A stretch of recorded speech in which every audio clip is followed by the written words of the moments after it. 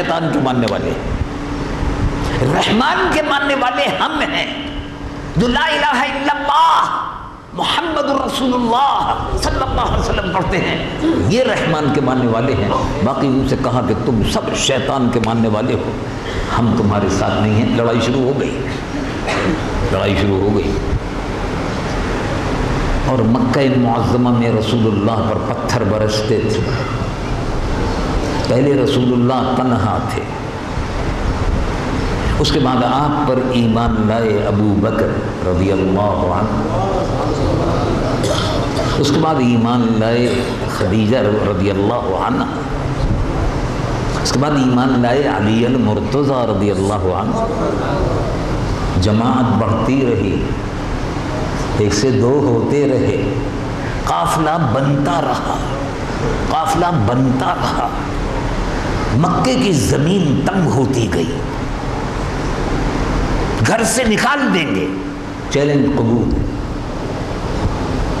بند کر دیں گے چاروں طرف سے، کھانا بھی پینا بھی۔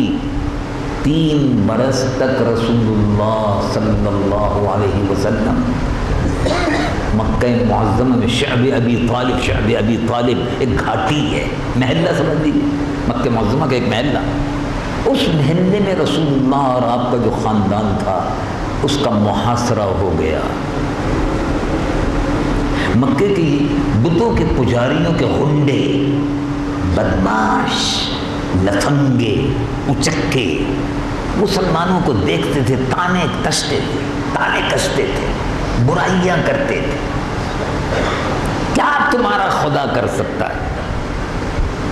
تانے دیتے تھے، کیا تمہارا خدا کر سکتا ہے؟ کیا تمہاری مدد کر سکتا ہے؟ کھانا بند ہو گیا، روٹی کپڑا سب بند ہو گیا، کوئی کاروبار نہیں ہو سکتا۔ کوئی مسلمان آئے سودا مانگنے مت دو، کوئی مسلمان آئے شادی بیاہ کا پیام لے کے مت دو، جس کو کہتے ہیں ہماری زبان میں حقہ پانی بند، مکمل بائیکاٹ۔ 3 برس تک رسول اللہ صلی اللہ علیہ وسلم اور آپ کے صحابہ کھانا پینا پانی سب بند۔ وہی علاقے میں جو کنویں تھے ان سے تھوڑا بہت پانی مل جاتا تھا، کھجوریں کھاتے تھے، کھجوروں کا بھی جب اسٹاک ختم ہو گیا تو کھجور کی گٹھلیوں کو پیس کے کھاتے تھے۔ اس طرح سے 3 برس گزر گئے، لیکن رسول اللہ اور آپ کے ساتھی جن کی تعداد 20 سے زیادہ نہیں تھی، انہوں نے ہتھیار نہیں ڈالے، انہوں نے کافروں کا کہنا نہیں مانا، انہوں نے یہ نہیں کہا، انہوں نے کہا کہ آپ ہمارے بتوں کی برائی نہ کریں، کہا کہ نہیں، کہا آپ اپنے رب کی طرف مت بلائیں، کہا کہ نہیں ایسا نہیں ہو سکتا۔ رب العالمین جل جلالہ عمن والو ارشاد فرماتا ہے، حضور نے جواب دیا، قل هذه سبیلی ادعو الی اللہ، یہ میرا رستہ ہے، یہ جو میرا رستہ ہے، قل هذه سبیلی، اے محبوب فرما دیجئے هذه سبیلی، یہی میرا رستہ ہے، جس رستے پر میں چل رہا ہوں یہ وہ رستہ ہے جو بندوں کو بندوں کے خدا سے ملاتا ہے۔ یہ میرا رستہ وہ رستہ ہے جو اللہ کے بندوں کا اللہ سے رشتہ جوڑتا ہے۔ تم رشتہ توڑتے ہو، بتوں کے پجاری، بت پرست، یہودی، عیسائی، تم سب بندوں کا رشتہ اللہ سے توڑتے ہو، اب میں بندوں کا رشتہ ان کے رب سے جوڑتا ہوں۔ میں اس کام کو جاری رکھوں گا، کام کو جاری رکھوں گا، کام جاری رہا۔ رسول اللہ میں کوئی پرواہ نہیں تھی۔ ایک کوہ استقامت بن کر پہاڑ سے بھی زیادہ مضبوط قوت ارادی سے رسول اللہ صلی اللہ علیہ وسلم عیسائیوں کے مقابلے پر، یہودیوں کے مقابلے پر کھڑے ہوئے ہیں۔ مکہ معظمہ میں مشرکوں سے، بت پرستوں سے مقابلہ، مکہ معظمہ سے جب ہجرت کا حکم ہوا تو مدینہ منورہ میں یہودیوں سے مقابلہ، منافقین سے مقابلہ، مشرکین سے مقابلہ، عیسائیوں سے مقابلہ۔ سب سے مقابلہ. تعداد کتنی تھی؟ تھوڑی. آپ نے دیکھا اور آپ نے سنا، علماء سے سنتے رہتے ہیں آپ، علماء کرام بیان فرماتے ہیں 1000 آدمی سامنے کھڑا ہوا ہے. 1000 بلم، تیر، تلواریں، گھوڑے، سامان، لیس، لوہے کی زرہیں پہنی ہوئی ہیں، لوہے کے سر پر جیسے ہیملیٹ، جیسے آج کل وہ موٹر سائیکل بھی چلتے ہیں، اس زمانے میں ایسے ہی لوہے کے ہیملیٹ ہوتے تھے تاکہ تلوار کی ضرب نہ لگنے پائے. لوہے کی زرہیں پہنی ہوئی ہوتی تھی تاکہ تلوار کی ضرب نہ لگنے پائے. لوہے کی ضربوں سے مسلح، تلواروں سے مسلح، گھوڑوں سے گھوڑے تیار، کھانا دانا پانی سب موجود. 1000 کافر. مسلمان لڑنے والے صرف 313. لڑنے والے 313. اب 313 کا 1000 سے کیا مقابلہ؟ اور 313 بھی ایسے تھے جن کے پاس تلواریں پوری نہیں تھیں، زرہیں نہیں تھیں، 2-4 کے پاس تھی. تلواریں بعض کی ٹوٹی ہوئی تھیں، بعض کے پاس نیزے تھے، ہتھیار بھی نامکمل تھے، کھانے کا سامان نہیں تھا، کھجوریں رکھی ہوئی تھی. ایک کھجور کو 8-10 دفعے چوستے تھے پھر رکھ دیتے، چوستے تھے پھر رکھ دیتے تھے. یہ عالم تھا. لیکن رسول اللہ صلی اللہ علیہ وسلم نے ارشاد فرمایا 1000 مقابلے پر ہیں، تم 313 ہو. بولو کیا کہتے ہو؟ سبحان اللہ. مدینہ منورہ میں مسجد نبوی میں آواز اٹھی، کہا اے اللہ کے محبوب، اے اللہ کے محبوب، آپ ہم سے یہ نہ پوچھیے، آپ ہم سے یہ نہ پوچھیے. میں مختصر بیان کر رہا ہوں پھر آگے چلتا ہوں. اے اللہ کے محبوب، آپ ہم سے یہ نہ پوچھیے، پھر حکم دیجیے، آپ حکم دیجیے. کیا جانثار صحابت ہے.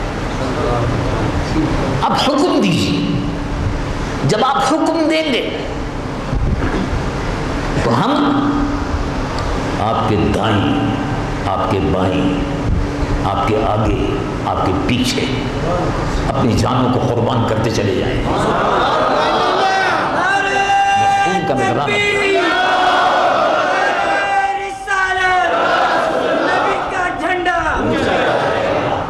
اور اے اللہ کے محبوب، آپ حکم فرمائیے.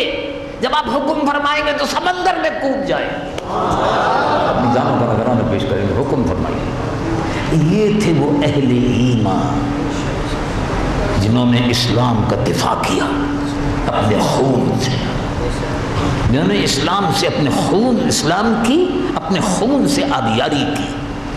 بدر کا میدان ہے، احد کا میدان ہے. دیکھو رسول اللہ صلی اللہ علیہ وسلم اس دین کی حقانیت کے لیے تنہا بھی کھڑے ہوئے تھے اور تیروں کی بارش ہو رہی تھی. حضور تنہا رہ گئے تھے، اس لیے کہ کچھ صحابہ ادھر مقابلہ کر رہے تھے، کچھ صحابہ ادھر مقابلہ کر رہے تھے. ہو جاتا ہے نا جنگ میں ایسا ہوتا ہے، ادھر جس نے دیکھا ادھر ہی اس پر ہاتھ مارنا شروع کر دیا. انہوں نے دیکھا کافر ادھر سے آ رہے ہیں تو ادھر لگ گئے، ادھر سے آ رہے ہیں ادھر لگ گئے. حضور تنہا کھڑے ہوئے، وہ ادھر مصروف، ادھر مصروف. حضور کے ارد گرد جو گھیرا تھا وہ صحابہ یہ سمجھ کر کہ اب یہ سامنے آ گئے ہیں، آگے چل کر ان کو پکڑ لو، یہ حضور پر حملہ آور نہ ہو سکے. اب حضور تنہا وہیں کھڑے ہوئے میدان میں. لیکن یہ نہیں ہوا کہ رسول اللہ پیچھے ہٹ گئے ہوں، کھڑے ہوئے. تیروں کی بارش ہو رہی ہے، دندان مبارک شہید ہو گئے، پیشانی مبارک سے خون بہہ رہا ہے. نالین شریف جو ہیں خون سے بھر گئے، لیکن حضور وہیں کھڑے ہوئے ہیں تب. جب صحابہ ان کافروں کو پیچھے ہٹا کر ادھر آئے دیکھا تو پھر رسول اللہ کے ارد گرد آپ حضور کے سامنے کھڑے ہو گئے اور تیروں کو اپنے جسم پر روک رہے تھے. ایک ایک صحابی کے 70 زخم لگ رہے تھے، لیکن پھر سامنے سے نہیں ہٹے اور حضور بھی نہیں ہٹے. کیا بات تھی؟ یہ جہاد تھا. وہ سمجھتے تھے کہ دنیا کی زندگی چند روزہ ہے،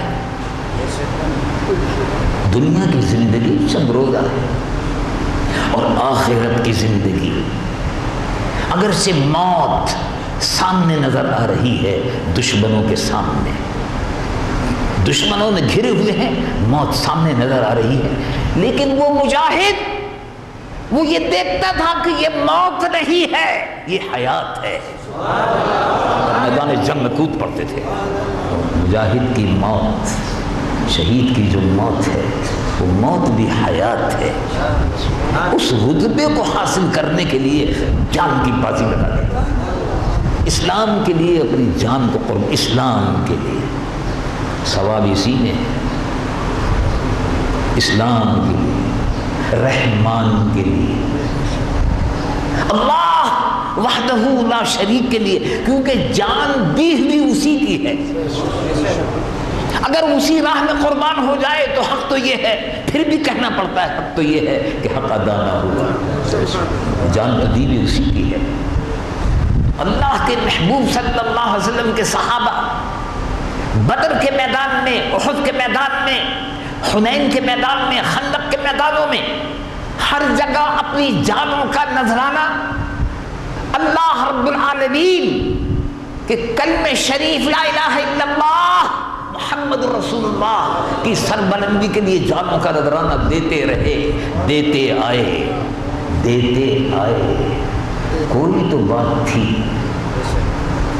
کوئی تو بات تھی. وہ سمجھ گئے کہ بزدلی کی موت، موت سے ڈرنے والی موت، موت سے ڈرنے والی موت، یہ بزدلی کی موت ہے.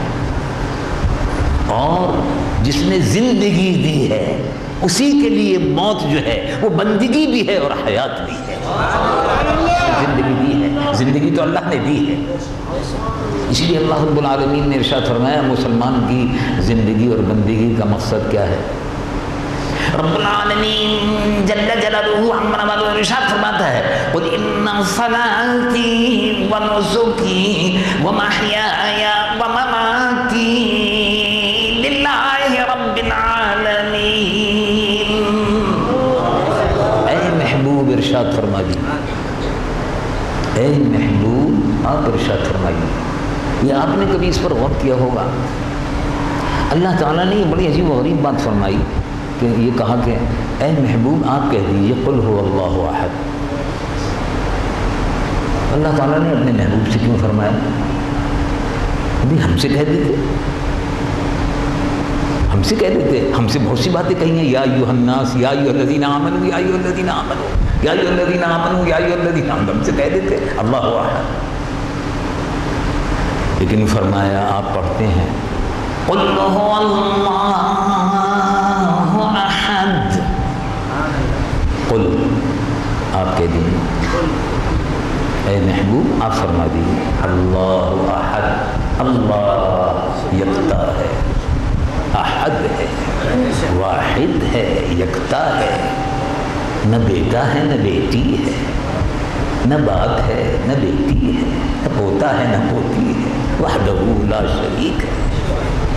اس کی خدائی میں کوئی شریک نہیں، اس کی عبادت میں کوئی شریک نہیں، اس کی بندگی میں کوئی شریک نہیں. تو یہ بھی فرما سکتے تھے قولو، لوگوں کہو. قل کا مطلب ہے ایک، آپ کہہ دیجیے. قولو کا مطلب ہے سب کہیے.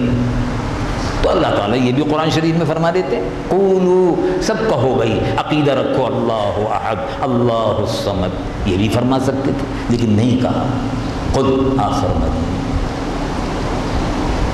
یہ عجیب بات ہے کہ اللہ تبارک و تعالیٰ اپنی توحید کا اعلان بندگی کے لیے اعلان، اپنی وحدانیت کا اعلان فرما رہے ہیں، اے محبوب آپ کہہ دیجیے کہ اللہ ایک ہے۔ پہلے آپ کہہ دیجیے کہ اللہ ایک ہے، یا اے محبوب آپ تعارف کرا دیجیے کہ اللہ ایک ہے۔ مگر یہ کیسے کہا؟ اللہ نے خود اپنے محبوب سے توحید کا اعلان کرنے کے لیے، اور دوسری آیت آپ نے سنی ہے، ابھی میں نے ذکر کیا، رب العالمین جل جلالہ عم نوالہ ارشاد فرماتا ہے قل اللہم مالک الملک، اللہ، اے محبوب فرما دیجئے اللہ مالک الملک ہے۔ اے محبوب آپ فرما دیجئے، یہ بڑی عجیب بات ہے، اللہ تعالیٰ ملکوں کا مالک ہے، آپ فرما دیجئے اللہ وحدہ لا شریک ہے، آپ فرما دیجئے۔ بات یہ ہے کہ اے محبوب آپ فرما دیجئے کیونکہ آپ نے ہم کو دیکھا ہے، آپ فرما دیجئے۔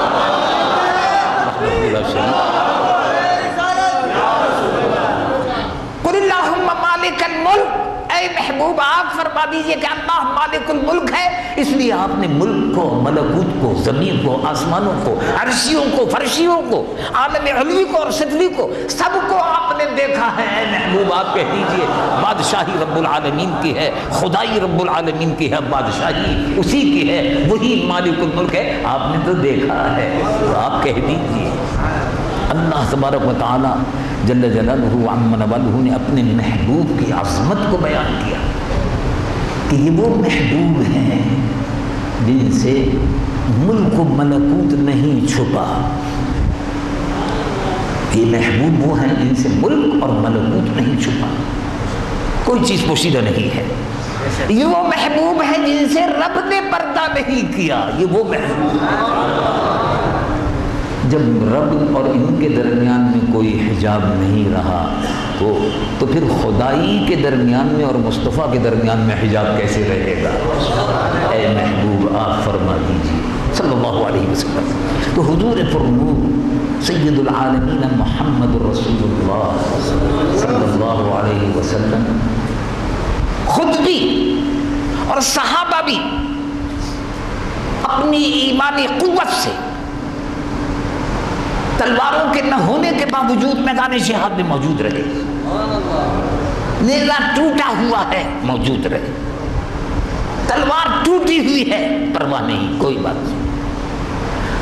دشمنوں کی فوجیں لوہے سے مسلح تھیں، لوہے کا خوف پیدا ہوا تھا، دشمنوں کے سردار لوہے میں، لیکن سبحان اللہ غلطی سی کوئی پرواہ نہیں ہے، ایمان کی سب سے بڑی قوت ہے، اور اپنی قوت ایمانی سے رسول اللہ صلی اللہ علیہ وسلم صحابہ رضوان اللہ علیہم اجمعین اور صحابہ رضوان اللہ علیہم اجمعین میں اس کے بعد دیکھو حق کی آواز کو بلند کرنے کے لیے رسول اللہ مکے کے کافروں کے مقابلے پر، مدینے کے مشرکوں، یہودیوں اور منافقوں کے مقابلے پر، مدینے میں یہودی بھی رہتے تھے، بڑی تعداد میں یہودی رہتے تھے، آدھے سے زیادہ شہر پر ان کا قبضہ تھا، پورا کاروبار مدینہ منورہ میں یہودیوں کے ہاتھ میں تھا، ساری منڈیاں ان کے قبضے میں تھی، بہت بڑا کاروبار تھا، اور عیسائی، منافقین اور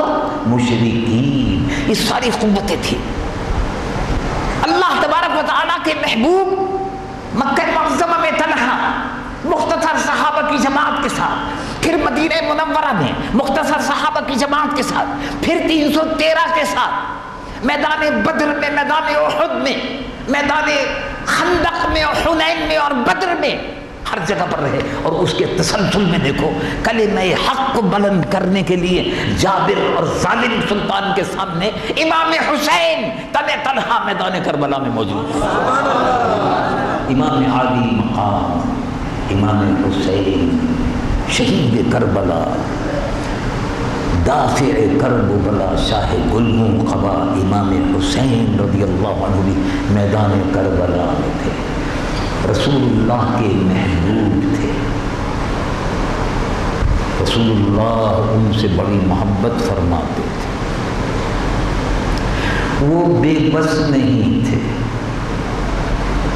بے بس نہیں تھے۔ رسول اللہ کی امتی، رسول اللہ کی امتی، ان کے غلام، ان کے غلاموں کے غلام، ان کے غلاموں کے غلام، ان کے حکم سے دریا چلنے لگتے تھے، دریاؤں میں روانی آتی تھی۔ رسول اللہ کے غلاموں کے حکم سے زمین ساکن ہو جاتی تھی، زلزلے جن سے زمین تھر تھر کانپ رہی ہوتی تھی، زمین دہل رہی ہوتی تھی، ان کے حکم سے زمین ساکن ہو جاتی تھی۔ تو امام حسین کا حکم نہیں چل سکتا تھا، اور یہ کرامت ہے۔ آپ نے فرمایا جب لوگ تنگ کرنے لگے، بچے چیخنے لگے، رونے لگے، آوازیں آ رہی تھی، پانی پانی، پیاس پیاس پیاس، تو امام علی مقام نے ٹھوکر ماری زمین پر تو چشمہ ابل پڑا۔ یہ کرامت تھی آپ کے حکم سے چشمہ ابل پڑا۔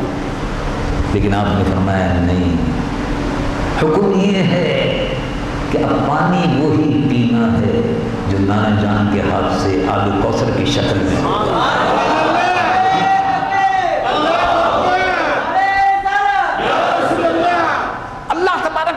جل جلالہ نے پورا تسلسل جو ہے رحمانی قوتوں کا شیطانی قوتوں کا مقابلہ یہ قیامت تک جاری رہے گا، اور جو لوگ کلمہ حق کو بلند کرتے رہیں گے، سچائی کی خاطر، اس دین کی سچائی کے لیے جانیں دیتے رہیں گے، وہ امام حسین کے قافلے میں شامل ہوتے رہیں گے۔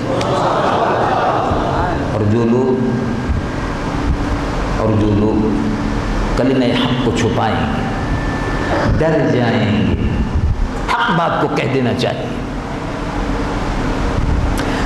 آج کے دور میں بے حیائی پھیل رہی ہے،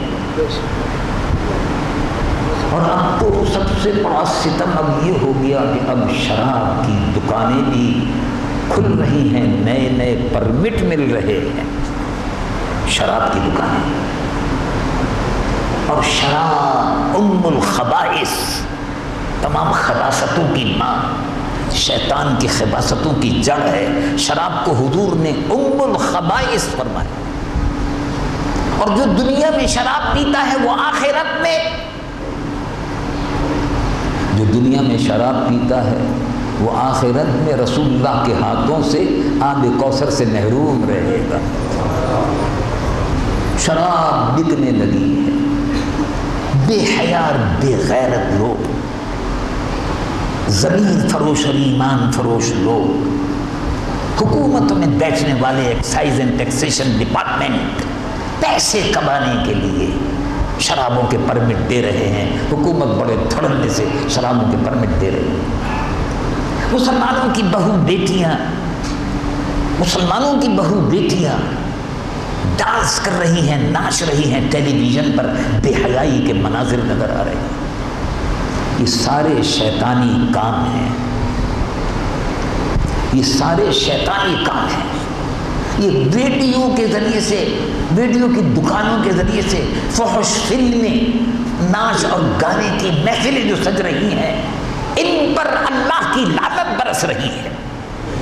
وہ ملک جس کو ہم نے اللہ کی رحمتوں کے لیے حاصل کیا تھا، اب اس پر یہودی اور عیسائی اور NGOs اندر گھس کر مسلمانوں کو بے حیا بنا رہی ہیں، اور حکومت کی سرپرستی بھی ہو رہا ہے۔ اس بے حیائی کے خلاف عملی جہاد کرنا ہوگا۔ اپنے گھروں سے اس کو بٹھاؤ۔ وہ لڑکیاں جو حسن کی نمائش کرتی ہیں وہ بدکار عورتیں ہیں، بدکار عورتیں۔ وہ جو ڈانس کرتی ہیں وہ طوائفیں ہیں، کنجریاں ہیں، بازاری عورتیں ہیں۔ یہ اسلام ڈانس کرنے کی، مخلوق ڈانس کی، ویسی ڈانس کی، اور یہ اچھلنے اور کودنے کی جس میں بے حیائی لڑکے لڑکیاں مل کر کرتے ہیں، یہ سب حرام ہے۔ فحاشی اور عریانی اور بے حیائی حرام ہے، یہ بے ایمانی کی علامت ہے۔ قرآن اس کی گواہی دیتا ہے، اور جو لوگ ان کاموں میں مبتلا ہوتے ہیں وقتی طور پر تو خوش ہو جاتے ہیں کہ بڑا اچھا ڈانس دیکھا، بڑا اچھا ناچ دیکھا، اور بڑا اچھا ناچ دکھایا گیا، لیکن وقت آئے گا کہ اللہ کا عذاب ضرور آئے گا، ضرور آئے گا۔ اللہ کے عذاب سے بچ نہیں سکتے۔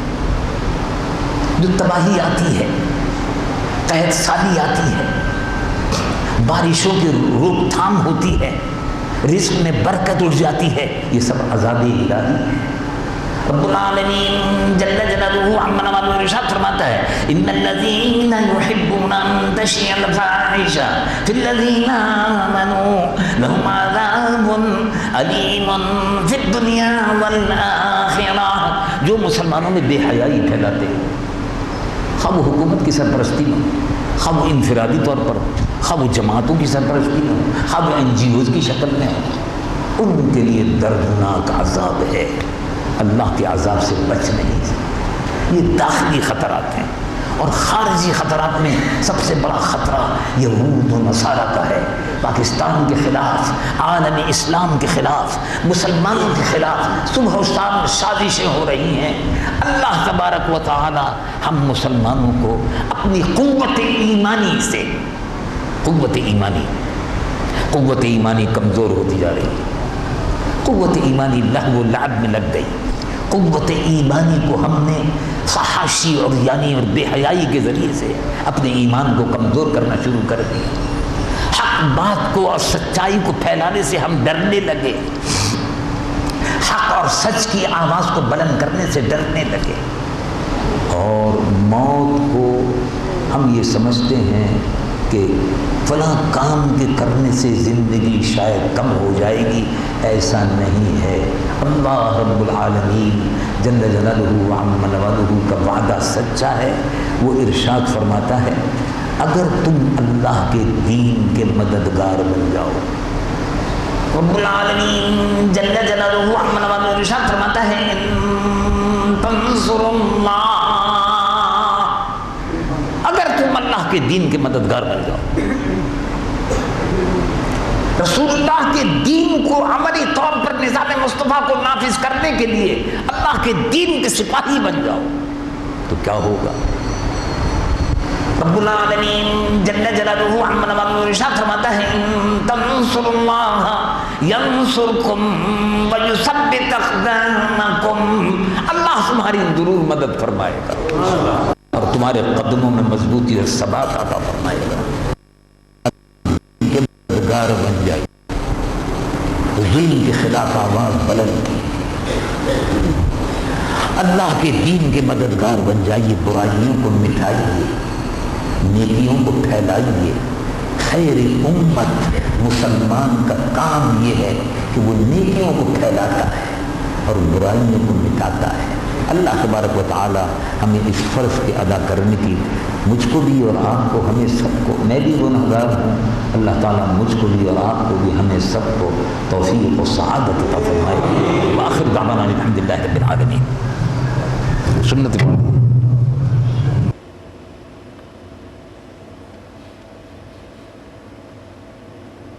قول ہے کہ تنزل الرحمہ عند ذکر صالحین، کہ جہاں صالحین اور اللہ کے نیک بندوں کا ذکر ہوا کرتا ہے وہاں بھی خدا کی رحمتوں کا نزول ہوا کرتا ہے۔ یہاں بھی اللہ کی رحمتوں کا نزول ہو رہا ہے کہ صرف عام کسی شیخ طریقت کا ذکر نہیں ہو رہا ہے، عام کسی ظاہری عالم دین اور علم دین رکھنے والا وہ بھی باعث فخر ہے۔ جی ابھی کیونکہ حضرت قبلہ مفتی رفیق الحسنی صاحب دامت برکاتہ عالیہ نے صوفیہ کرام اور علماء کے سلسلے میں بیان کیا، تو وقت نہیں ہے، ورنہ میں عرض کرتا کہ صوفیہ بھی اس دور میں اپنی جگہ ضرورت ہے اور علماء کی بھی اس دور میں اپنی جگہ ضرورت ہے۔ جی آج کل ہم نے جو تباین کی کیفیت پیدا کر دی ہے کہ جو